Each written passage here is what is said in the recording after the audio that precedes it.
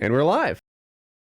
Could handle herself. The big story no matter what they threw at her is the fat shaming. So there was Miss Universe, 1996, if I recall correctly. She won. I think she was from Venezuela, but I'm not sure about that.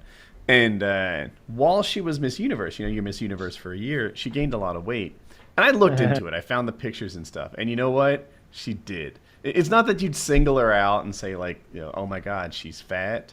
But if she held her neck the wrong way, she kind of double-chinned. She gained, like, 20 pounds. Taylor, you trying to jump in?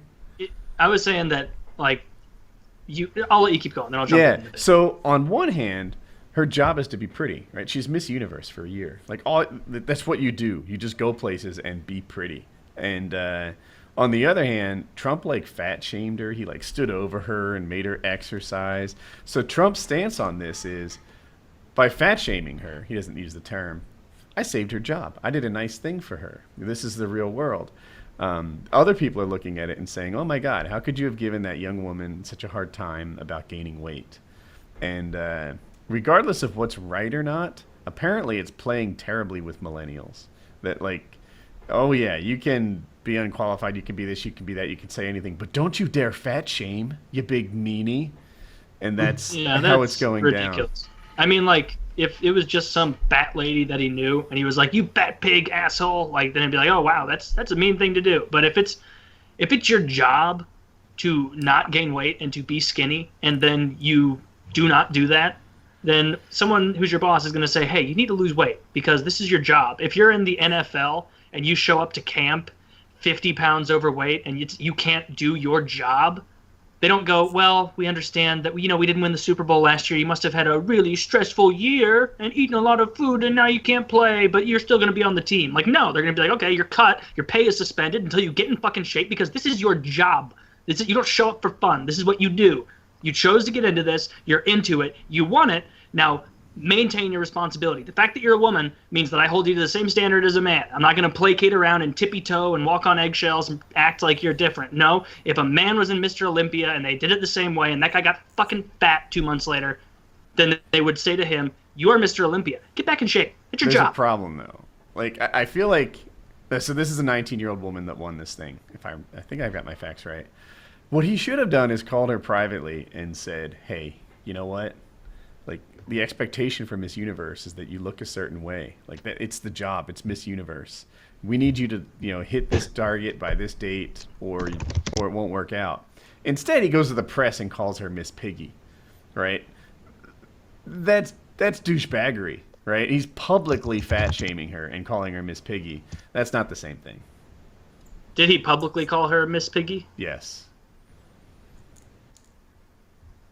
Yeah, I wasn't going to say. That's how he handled it. Yeah. Does she look like a pig at all? No. Like, no. Even at her heaviest, you can tell she's really pretty, and at her peak, of course, when she won, she's like a 10.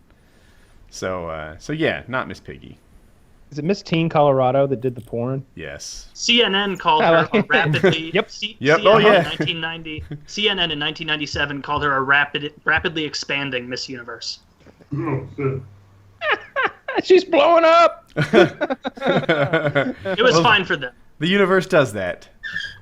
I don't know. This is just. We live, funnily, in a strange society where, over the years, there's just so much that has changed, and with the introduction of social media and the presence that's put before on Instagram and Snapchat with a lot of the females that are all fighting to look a certain way and that are going through so much surgery to look a particular way, that now the mentality is you either have to have that slim goody frame or you have to have the large breasts and the large bottom in order to have attention coming your way. And for all of these women that fight for the attention, they are fighting for these likes. They are paying for these likes, going above and beyond for something that really does not exist.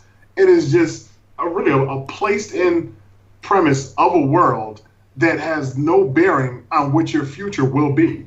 If your focus was actually still on getting a decent education and becoming the next powerful so-and-so in a particular career, in a particular field, you'd be better off with yourself versus fighting for something that's been created just to put that blanket over reality.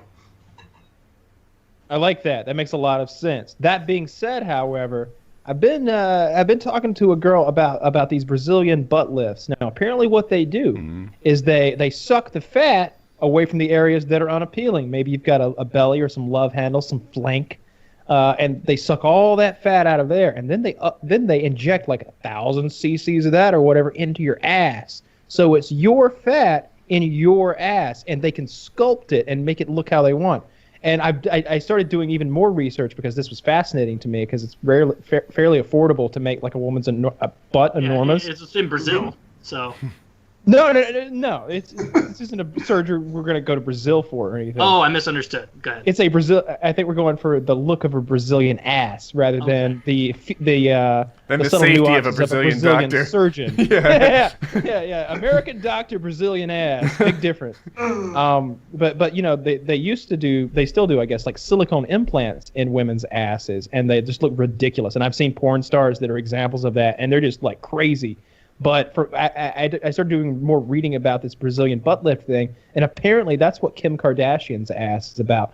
And I saw this whole like lineup of evidence showing her ass through the years, and they explained that because your body reabsorbs the fat, that means that she must be going back regularly and getting more fat injected into her ass to keep it where it is. And removed from the areas she doesn't want it. Would that be a good ass though?